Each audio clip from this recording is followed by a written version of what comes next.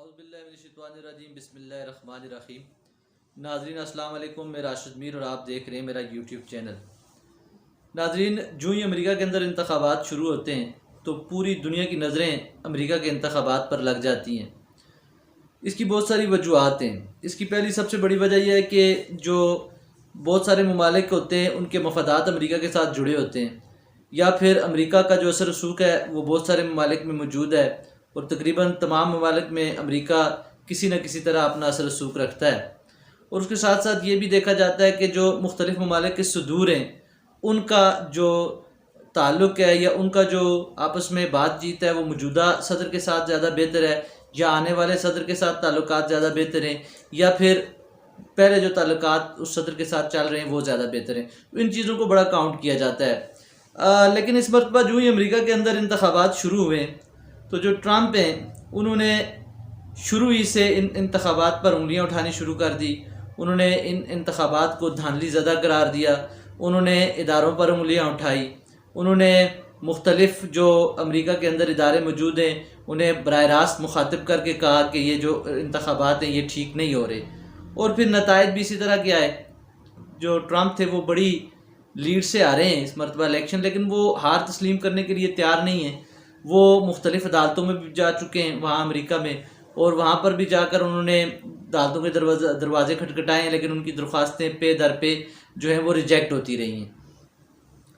अब अगर देखें तो गुज़श्ता रोज़ कैपिटल हिल पर जो मुजाहिरीन का हमला था, क्योंकि उस वक़्त अमेरिका के अंदर जो बाइडन है उनके सदर होने की बाकायदा तस्दीक की जा रही थी और उनका ऐलान होना था, और जो नायब सदर माइक पेंस हैं उनकी जो सरबराही में इजलास हो रहा था, और वो इजलास कांग्रेस और पार्लियामेंट का मुश्तरका हो रहा था। और उस इजलास में लोगों ने इकट्ठा होकर जो रुकावटें तोड़ी हैं मुजाहिरीन ने, और इमारत के अंदर दाखिल हो गए। इमारत के अंदर दाखिल होने के बाद उन्होंने तोड़ फोड़ की है, और तोड़ फोड़ करने के साथ साथ उनमें से एक शख्स जो है वो डाइस पर चढ़ा है, और डाइस पर चढ़ने के बाद उसने बाकायदा तौर पर जो ट्रंप है उनकी जीत का दावा भी किया है। उसके बाद जो पार्लियामेंट के अरकान थे, जो लोग थे कांग्रेस के, उन्होंने अपनी जानें बड़ी मुश्किल से बचाई हैं। वहाँ से कोई कुर्सियों के पीछे छुप के या जिस तरह भी मुमकिन हो सका उन्होंने अपनी जानें बचाई हैं। लेकिन उसके बाद पुलिस ने जब मुजाहिरीन को वहाँ से निकालने की कोशिश की तो झड़पें हुई मुजाहिरीन और पुलिस के दरमियान, और 4 लोग इसमें कत्ल भी कर दिए गए पुलिस की जानिब से, हलाक भी हो गए। और साथ साथ अगर देखें तो 52 लोगों को गिरफ्तार भी कर लिया गया। इसके बाद जो बाइडन का मुख्तसर सा बयान सामने आया जिसमें उन्होंने कहा कि ये जो आज हमला हुआ है ये जमहूरियत पर हमला है, ये वोट के तकद्दस को पामाल किया गया है। और साथ साथ उन्होंने ये भी कहा है कि ला कानूनियत की हद पार की गई है। और साथ साथ उन्होंने एक बहुत ही सख्त अल्फाज इस्तेमाल करते हुए इन लोगों को इंतहा पसंद ग्रोह, छोटा सा ग्रोह कहा है जो बाइडन ने। और फिर उसके साथ साथ उन्होंने ये भी कहा कि जो ट्रंप है उन्हें चाहिए कि वो लोगों से बोलें कि वो अपने घरों में रहें और कानून को हाथ में ना लें। और उसके बाद फिर ट्रंप का बयान भी सामने आया। उन्होंने भी लोगों से यही कहा कि वो लोगों से बहुत ज़्यादा प्यार करते हैं, लेकिन लोग जो हैं वो कानून को हाथ में ना लें और अपने घरों में वापस चले जाएं। लेकिन उसके बाद जो सूरत हाल है वो बहुत ज़्यादा कशीदा हो गई, और इस कशीदा सूरत हाल में जो मेयर थे उन्होंने कर्फ्यू का ऐलान कर दिया और शहर के अंदर मुकम्मल तौर पर कर्फ्यू लग गया। एमरजेंसी पहले से नाफिज थी जिसे 15 रोज़ मज़ीद बढ़ाया गया है, और कहा गया है कि आने वाले 15 रोज़ में जो दारुल हुकूमत है उसमें एमरजेंसी जो है वो नाफिज रहेगी। अब जब ये हालात बहुत ज़्यादा कशीदा हुए तो फिर नेशनल गार्ड की मदद भी ली गई और मुख्तलिफ़ रियासतों में जो नेशनल गार्ड हैं उन्हें बुलाया गया। अब आपको याद होगा जिस वक्त अमेरिका के अंदर स्याह फाम शख्स पुलिस गर्दी में हलाक हुआ तो उसके बाद अमेरिका के अंदर बहुत बड़े मुजाहरे किए गए, और ट्रंप ने बड़ी कोशिश की थी उस वक्त के नेशनल गार्ड जो हैं वो आएँ, लेकिन उस वक्त मेयर जो हैं वो नहीं माने थे और नेशनल गार्ड को आने की इजाज़त नहीं मिली थी। लेकिन इस मरतबा जो हालात की संगीनी का अंदाज़ा इस बात से भी लगाया जा सकता है कि नेशनल गार्ड मुकम्मल तौर पर मुल्क के अंदर तैनात कर दिए गए हैं।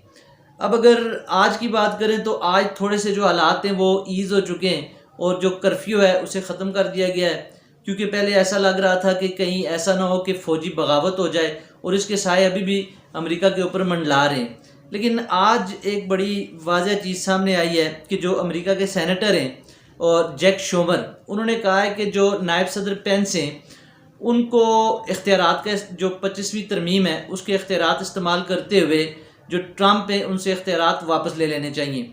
लेकिन अगर 25वीं तरमीम की बात करें तो 25वीं तरमीम में एक तो ये बात वाज़ह तौर पर लिखी हुई है कि कोई शख्स अगर बीमार हो जाता है, जो सदर है वो बीमार हो जाता है या फिर उसकी ज़हनी हालत इस तरह की नहीं रहती कि वो मुल्क को चला सके, तो जो इख्तियारात हैं वो आर्जी तौर पर या मुस्तकिल तौर पर नायब सदर को मुंतकिल किए जाते हैं।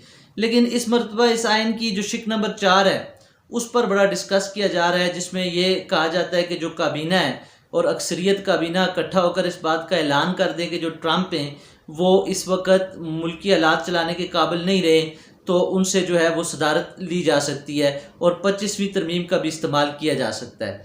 अब साथ साथ आपको ये भी बताता चलूँ कि जो इंतज़ामी अमूर के मुख्तलिफ लोग हैं वाइट हाउस से, उन्होंने भी इस्तीफ़ा दे दिया है।